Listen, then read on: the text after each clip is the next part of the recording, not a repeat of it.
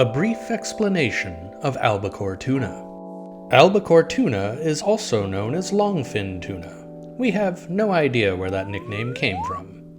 Their bodies are shaped like a torpedo, with dark blue color on the back and a silvery white belly and sides. Some have called albacore the sexiest of all fish.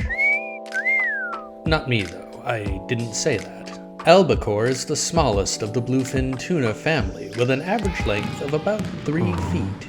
Albacore is found the world over in temperate and tropical ocean waters. They are predators who will eat small fish and crustaceans, but their favorite meal is cephalopods. The average lifespan of a wild albacore is only 11 to 12 years.